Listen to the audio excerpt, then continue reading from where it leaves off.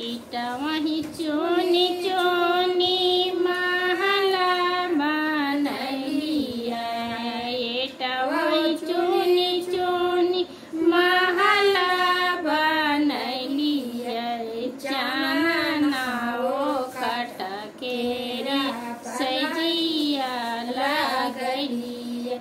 चानना हो खटकेरा सजिया लगली। से हो चढ़ी सोवाती बेटी के पापा।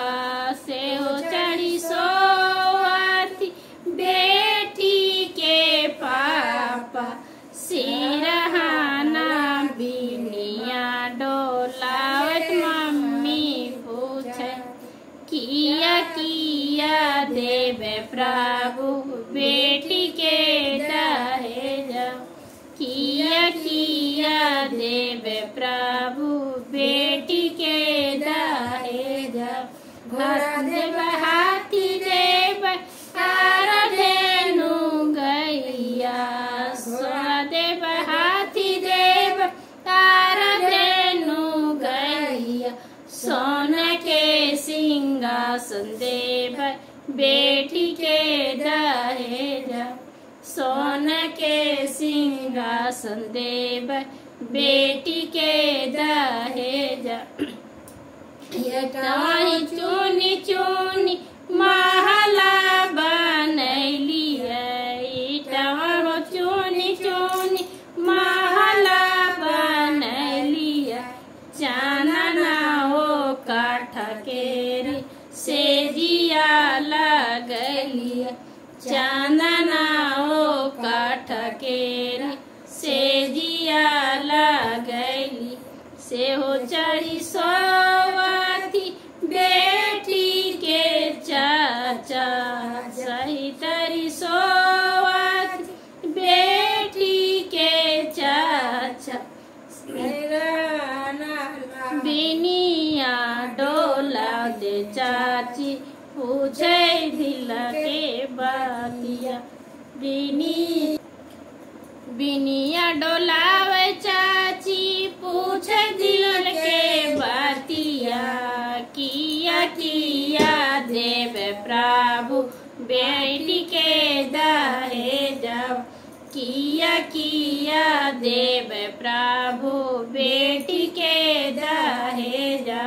थाली देवे लोट देवे यार धेनु गैया।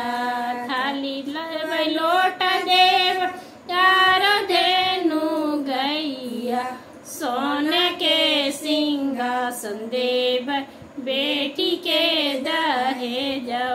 सोने के सिंहासन देव बेटी के दहेज। इटवही चुनी चुनी महला बनलिया। इटवही चुनी चुनी महला बनलिया। चानना हो खटकेरी सजिया लगली। चानना हो खटकेरी सजिया लगली। से हो चढ़ी सोवाती बेटी के भैया। से हो चढ़ी सोवाती बेटी के भैया। सिरहाना बिनिया डोलावे भाभी पूछत किया किया देवे प्रभु बहन के दहेज। किया किया देवे प्रभु बहन के दहेज। पलंग देवे गोदरेज देवे यार धेनु गैया।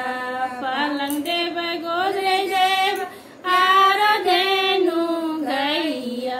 सोना के सिंहासन देव बहन के दहेज। सोना के सिंहासन देव बहन के दहेज।